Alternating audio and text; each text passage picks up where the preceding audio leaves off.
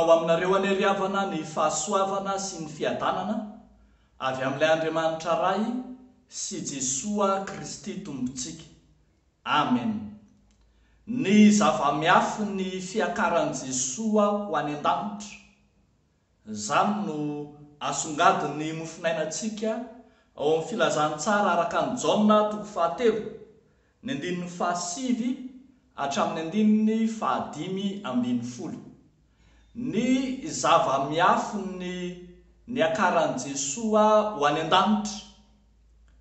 Ireo manam-pahalalana, avaram-pianarana, manam-pahaizana manokana amin'ny lalàna na ilay nantsona hoe docteur de la foi dia tsy mahatakatra an'izany. Ny lalàna manokana dia tsy mahatakatra an'izany, fa misy zava-miafina lehibe ao ambadiky ny fiakaran'i Jesoa ho any an-danitra.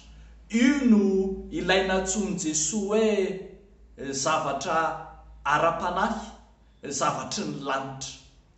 Zavatry ny lanitra ka ny tontolon'ny lanitra no mahamaha sy mamaly ny fanontaniana momba izany zava-miafina izany. Jesoa niakatra ho any an-danitra arak'izany dia ambara fa farafahakeliny misy reto zava-miafina lehibe anankiroa reto. Voalohany, i Jesoa miakatra dia i Jesoa izay nidina ihany. Tsy olona hafa no hiakatra any an-danitra, fa i Jesoa izay nidina avy any an-danitra ihany. Izany hoe fantatsika rehetra tsara fa i Jesoa Kristy dia tsy mba nateraky ny nofo, tsy amin'ny fiombonany lahy sy ny vavy, fa asa ny fanahy masina no nampisy an'i Jesoa Kristy ety an-tany. Azo ambara zany fa i Jesoa Kristy dia tena zanaky ny lanitra, tonga tetỳ ambonin'ny tany, na koa atao hoe Andriamanitra tonga olombelona.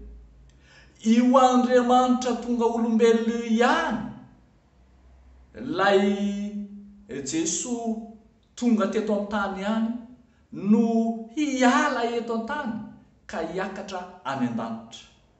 Zava-miafina lehibe ny ao ambadiky izany ry havana, ahafantarantsika fa raha tonga olombelona lay Andriamanitra tao amin'i Jesoa dia ho tonga Andriamanitra ndray ilay izy olombelona rehefa miakatra any an-danitra. Maneho ny fahamarinana lehibe momba ny natiorany Jesoa Kristy amin'ny mahatena Andriamanitra azy sy amin'ny mahatena olombelona azy izany.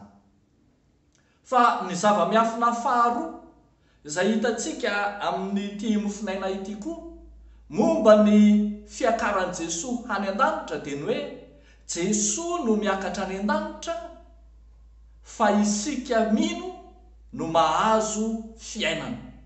Jesoa miakatra any an-danitra midika mizara fiainana ho an'ny mino. Araka ny teniny voalaza manao hoe tahaka ny nanandratany Mose sy ny menarana tany anefitra no tsy maintsy hanandratana ny zanak'olona mba hanana fiainana mandrakizay izay rehetra mino azy.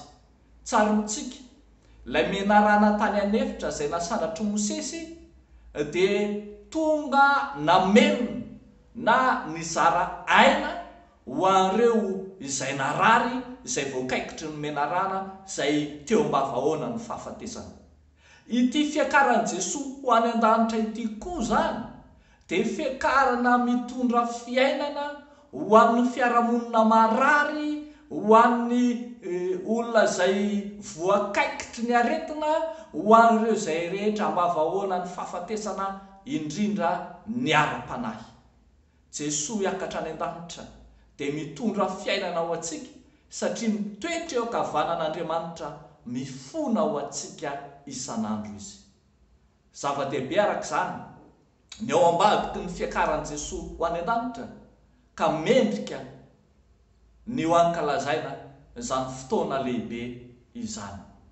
Ho antsika rehetra mino, ho antsika fiangonana, tsy hanao zavatra kely foana na hampandalo fotsiny zany andro ny akaran'ny tompo izany, fa tena fotoana lehibe maneho ny maha-Andriamanitra ny Jesosy, fa maneho ny fiainana izay zarainy ho an'ny mino ihany koa.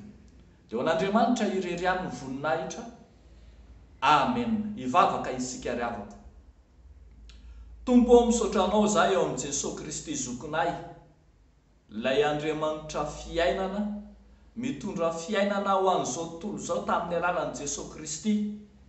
Izy raha teo no efa nilaza fa izao avy mba hananany fiainana sady hananany be dia be. Ankehitriny ary Andriamanitra dia mitondra-mbavaka izahay ireo rehetra fiarahamonina mangetaheta, ireo rehetra izay mila anao Andriamanitra. Vangio amin'indra fonao re izy ireny, hananany ny fiainana ao aminao Jesosy Kristy tomponay. Mivavaka izahay ho an'ireo izay tsy manam-piahy, ireo izay tsy manan-kialofana, ireo izay mirenireny mivenjivenjy eny an-dalambe rehetra eny. Tompo, ianao ilay fialofana tsara ho anay no angatahanay ho azy ireny ihany koa. Mba vangio amin'indra fonao izy ireny hanana ny anjara tsara izay tsy alaina aminy. Dia amin'ny anaranao Jesosy Kristy mahavonjy, nanaovanay sy angatahanay izany mivavaka izany. Amen.